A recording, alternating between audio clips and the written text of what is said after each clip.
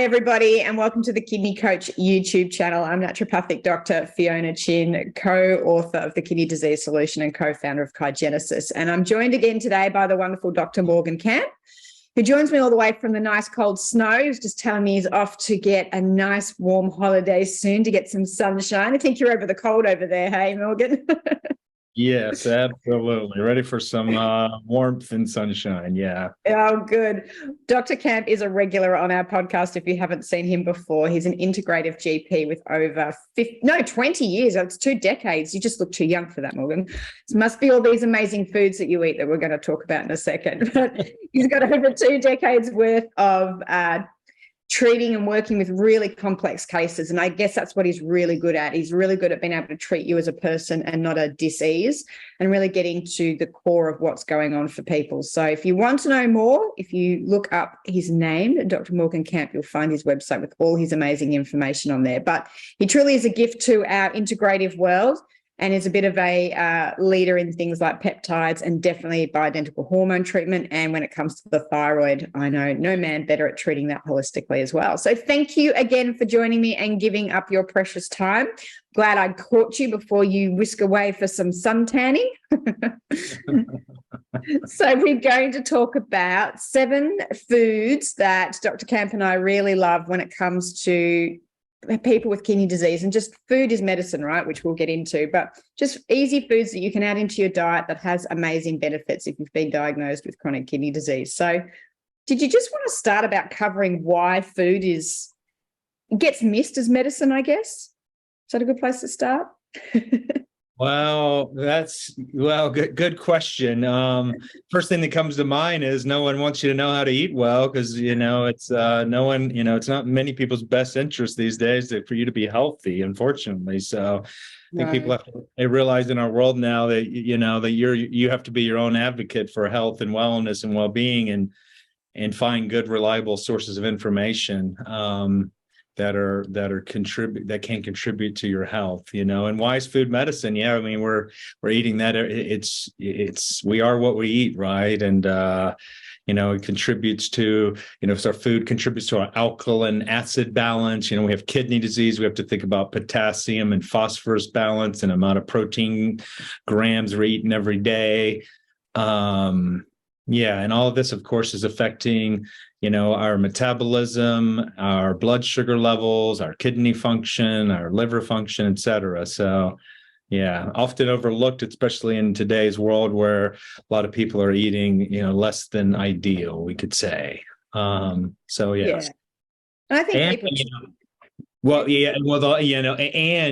everything else we talk about, we talk about peptides and vitamins and herbs and treatments for kidney disease and other ailments, but nothing will work as well as when you are eating healthy and eating well. Also, if you don't have that as a foundation, if you don't eat well, exercise, drink good water, have good water sources, and try to minimize toxin exposure, if you don't do those, nothing else really has much of a chance to work. So yeah, that's sort of like the foundation for getting healthy. Yeah, I totally agree. What was the Hippocrates said? Let food be thy medicine and medicine be thy food. Exactly. The simplest place to start, and you have control over what you put in your mouth. So let's talk about what are some of your favorite kidney foods. What is number 1 on your list? Yeah, number 1 on the list, let's go with blueberries. Let's go with blueberries. Blueberries are great antioxidant. I think they're low in potassium, right? Low in phosphorus, so you don't really have to worry about that no matter what stage of kidney disease you're in. And the antioxidants, of course, are lowering, the reactive oxygen species that are maybe contributing to kidney disease and kidney fibrosis and progression. What other? You're the nutrition expert here. We'll quiz you now. What else am I missing on blueberries? What else does blueberries? They lower blood pressure. Well, berries in general lower blood pressure. So I think there was a study showing that if you eat 50 grams, no, it was blueberries. If you eat 50 grams of blueberries a day, you get a 4 to 6% reduction in blood pressure after eating them, pretty much instantly. So that's pretty cool. Wow, I was not familiar with that study. That's great news. They have to be fresh, or can they be frozen? I think they could be fresh or frozen. Okay, beautiful. Beautiful. And what else do they do? They improve insulin sensitivity in diabetes. So really good if you've got diabetes as a leading cause of your kidney function or declining kidney function. And they also, some of the berries, especially cranberry, will reduce urinary tract infections. Perfect. Yeah, and I guess while we're on the berry topic, we could go into cherries also. Oh, yes, they are as far as taste goes, they are my favorite. So why do you like sour cherries you're talking about, right? Or just cherries in general? Yeah, the red cherries, the red fresh cherries we get from maybe 4 to 8 weeks a year.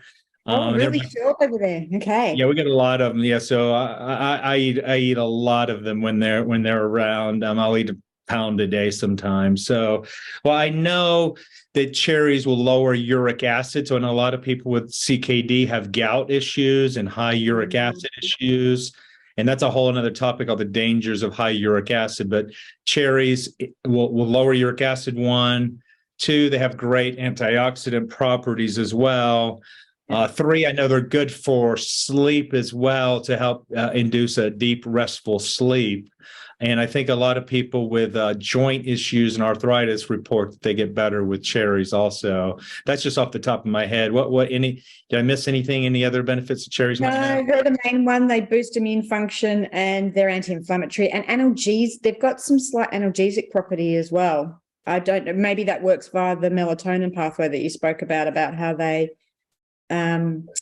upregulate melatonin, but I also think they inhibit the activity of, is it COX-2, which is the same mechanism that non-steroidal anti-inflammatories work. So if I remember correctly, I think some studies showed that cherry anthocyanins are comparable to ibuprofen and naproxen. Wow, beautiful. Yeah. So, yeah, they're pretty cool, our little cherries. Yeah, and when you can't get fresh cherries, what can do you can get like sugar-free? You can get sugar-free products, right, that have some of the same benefits. Yeah, you get the cherry juice. You can buy it really quite concentrated and then add a bit of water to it. It's in our alkalizing formulas for all the reasons that we've just mentioned, because of the uric acid, but also they're highly alkalizing too. So that's why they're in our alkalizing formula and everything else that we said. So, yeah, you can also get dried cherry powder from the same place that we sourced it from our juice, which I think, I can't remember exactly the name, but they're a very specific type of cherry, the Morello. The Montmorency cherry. They're the ones that I think we use, that they've got more studies on them, but they're very, very good for doing that. And if you go to shorelinefruit.com, you can order powder and add it to water, or you can order the straight juice from them as well, from memory. Beautiful. Yeah. All right. What's next on your list of number 3? Yeah, we'll go to okra next. So I grew up in the South. We had okra, but it was always fried, to a crisp. Probably lost some of its benefits, huh? Yeah, exactly. Yeah, and I know, like in Cajun cooking, they put it in gumbo and things like this, which are great. So I know okra has good benefits for intestinal tract. It's a good fiber source, and it's good also for blood sugar stabilization or helping with insulin sensitivity as well. Correct? Yeah, absolutely. It lowers cholesterol because of its really high soluble fiber. If you put okra in water and it just goes gelatinous, that's the non-soluble fiber in there. So that will mop up cholesterol. That's how it binds to cholesterol in the small intestines. So really good for that. You mentioned the digestion. The other cool thing that most people don't know that okra does, it's an antidepressant and improves brain cognition, because it actually upregulates a protein called brain-derived neurotrophic factor, which is one of the main mechanisms behind okra's antidepressant effects. So it also has a huge impact on the microbiome, I assume, because of its high content of fiber. And then the microbiome diversity, which improves with using okra, then changes your neurochemicals, which are produced in the gut. So we know happy gut, happy brain chemistry, because I think, was it 75, 80% of our neurobrain chemistry comes out of our gut and the microbiome. Is that right? Right. Yep. Yeah. So that's how okra has an amazing study there. But okra has actually been used in Japan to prevent kidney disease. I think there was a study that showed that people that ate okra every day had reduced signs of kidney damage compared to those that were just, that's right, they put people on a diabetic diet and then they put people on a diabetic diet with okra in it. And the study outcome, I got a like flashback memory, the study outcome showed that people that had the okra in it actually had decreased kidney damage because they had things like uric acid, that all went down. And then it also alleviated and reversed kidney fibrosis. So probably through its antioxidant mechanism. So it can actually reverse the fibrotic scarring in kidneys, which is what causes the decrease in EGFR. So okra is pretty amazing. And you can make this cool thing called okra water. You just put okra pods in water and soak them overnight. And you want so what it does is it lets all the nutrients come out from the from the skin, seeds and pods, and then you drink the water. And it's like this amazing medicinal drink that you can do, which doesn't cost you anything apart from whatever you pay for buying okra. And you're getting all the benefits of the okra and you're just drinking the water. Okay, beautiful. Yeah. Okay. Yeah. Okra is probably my favorite kidney food because it's so cool. And they've done some really cool studies in it. I love okra. How else do you have recipes that you like cooking it in?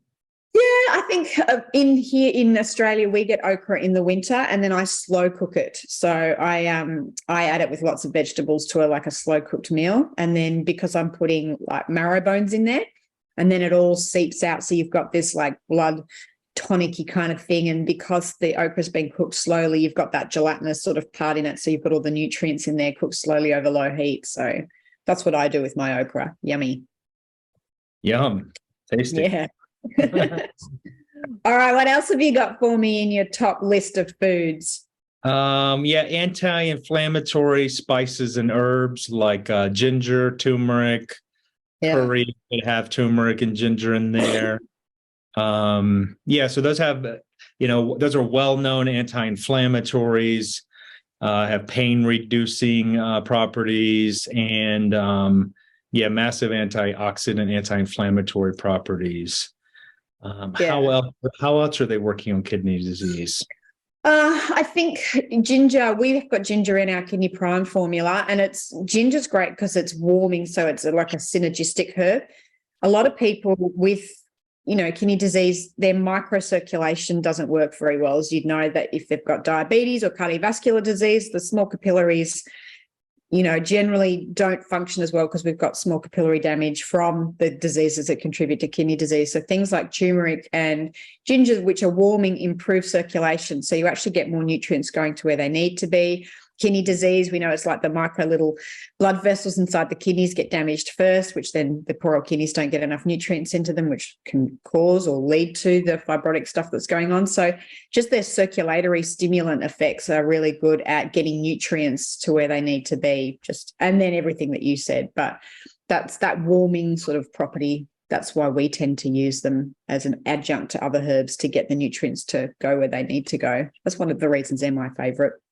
And like you said, they're so, traditionally herbs and spices were our herbal medicine that we were adding to cooking and things like that. They are herbal medicine. So I don't think we use enough or utilize enough herbs and spices in cooking is a really great way just to get medicinal plants into our diets. That is the traditional way that we used to get them in there. So I'm a big fan of those. Absolutely. Yeah, I try to have a little garden every year where I definitely have fresh herbs that I can use to cook with. Yeah. And I think of them like medicine, though. Some of these are strong medicines. So, use medicines when you need them. We don't necessarily need all of the herbs all of the time, just so we don't need all the vitamins or supplements all the time. Yeah. Exactly. Yeah. All right. What else is on your list of amazing kidney foods? How about asparagus? Ooh, yeah. The stinky pea one. Right. Yeah. And why does your urine get so smelly with asparagus? Now you're going to make me remember this. I think it's because there's a and well, it's a diuretic, so you're obviously going to flush more urine through. But isn't it that asparagus gets broken down into sulfur and ammonia, and that's their byproducts. And so when you pee it out, it actually helps the body detoxify. So when you smell or you get smelly pee, it means your body's detoxing. But I'm pretty sure it's the sulfur and ammonia containing byproducts that the asparagus makes your pee really stinky. Okay.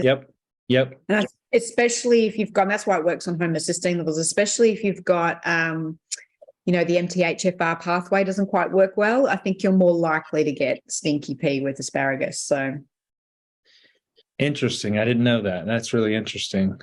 Yeah. And I think it also lowers uric acid, right? So that's going to lower potential for gout and certain kidney stones as well. And if you have elevated blood pressure, it might help as a diuretic a bit to lower your blood pressure as well, right? How else is asparagus helping the kidneys? Well, as I mentioned, it works on the MTHFR or the methylation pathway, which that's a whole other discussion. But it reduces homocysteine. So homocysteine is a byproduct when this methylation cycle doesn't work properly. And elevated homocysteine is related to increased risk of cardiovascular disease. So one of the things that, by binding out and clearing sulfur, one of the things that asparagus does is it maintains or lowers homocysteine levels, which is a really, like I said, it's a precursor to developing cardiovascular disease. Perfect. And I think it also reduces blood pressure. Right. I think they're the things that I can remember. You mentioned it's diuretic and you said kidney stones. So they're the things that I know for asparagus. So, and that's a very kidney friendly food as far as being alkalizing, and it's not high in potassium or anything like that from memory. So it's an easy one just to add into the diet as well. Perfect. And then number 7, we'll go with medicinal mushrooms, shiitake mushrooms, and then other medicinal mushrooms, which you may or may not eat, but you might take in supplement form or perhaps in your formulas. Yeah, I really love the mushrooms. I mean, all the mushrooms sort of have an they're high in something called beta-glucans, yeah, and they are all anti-cancer. So there's been so much research done into the medicinal mushrooms over the last, decade or so, even more probably 4 decades, that prove that they are highly anti-cancer. So that's always really great. And then they work on the immune system. So if you've got a kidney disease that's related to an autoimmune type, whether that be lupus, IgA nephropathy, anything like that, then the medicinal mushrooms can be really useful that way. And then they're anti-inflammatory, they're highly antioxidant. And then my favorite of the medicinal mushrooms, and you're right, you're not adding, if anyone's watched that, is it the show The Last of Us that's streaming on like Netflix at the moment about the cordyceps that takes over people into zombies? People might be a bit scared of the old cordyceps, but cordyceps is in our kidney prime, and I promise you won't turn into a zombie, but that's very specific for kidney disease. Because it has an anti-diabetic, it lowers cholesterol, works on the cardiovascular system. It actually helps with erectile dysfunction as well, Mr. Cordyceps. But yeah, they're all great for blood sugar regulation and immune system and things like that. And things like shiitake mushrooms, which I do eat all the time, they're anti-cancer, antiviral, they protect your liver, and they all sort of lower cholesterol. So yeah, I love the medicinal mushrooms. So And I was just going to ask, and like for shiitakes, do you have to worry about potassium or phosphorus with them? I didn't think so. Nothing. I don't think so either. I think they're all very low potassium phosphorus foods. So yeah, I think they're pretty safe to put in there. And again, like when I'm slow cooking over winter with my okra, I often have shiitake mushrooms in there. I buy them dry, and then I put them in. But in Australia, I don't know whether in the US it's the same, but we can buy fresh shiitakes and then you just put them into a stir fry and things like that, which is delicious as well. So imagine if you had a day where you got up and you had like a blueberry smoothie, which is what I'll do as soon as I jump off this with you. And then for lunch, you had a little bit of steamed asparagus and maybe some okra and some water. And then at dinner, you're having lots of green leafy vegetables and some medicinal mushrooms. And, you know, you're going to get all these amazing foods for your kidneys over the day. And all of those things, you know, they are medicines. They work just as well as everything else. So you have got this amazing ability to get an arsenal of great foods that help preserve and protect kidney function into your diet every day if it's something that you want to do. So, yeah. Anything else you want to add about these amazing foods and just food in general, and why, you know, looking at food this way is really quite important? Well, yeah, I would just add, of course, eating organic, if at all possible. All of these, of course, are going to be much better for your kidneys, which are screening toxins. So if we want to help weak kidneys, we want to limit toxin exposure as much as possible. Yeah. That's a really good point, especially berries, because I think berries are very highly sprayed, aren't they? Right. Yeah. Yeah. Yeah. Definitely And strawberries are for sure. I remember strawberries. yeah, and I'm in Australia, and it may be different over there. Blueberries are pretty heavily sprayed as well. So, yeah. All right. Thank you, Dr. Camp, for joining me and going through all of that. And if you're listening and you want to know more about what Dr. Camp does, especially if you've got a complicated disease or even things like kidney disease where you feel like maybe your primary healthcare practitioner is missing some of the stuff and not treating you as a person rather than a disease, I will put the link in for Dr. Camp below. He is taking patients and can do things on Zoom, but I also know he's a very busy man, but he will get back to you if you reach out after his holiday. Thank you always for joining me. I always appreciate your time. Remember to hit subscribe. That means you'll get notified anytime we put up new videos. And if you want to know more about what we do, head to www.kidneycoach.com or have a look at our Facebook page, which is Facebook.com/Kidney Coach. Thanks again, Dr. Camp. Always appreciate your time. And thank you for being part of our community. We hope you found this useful. Talk to you next time. Bye.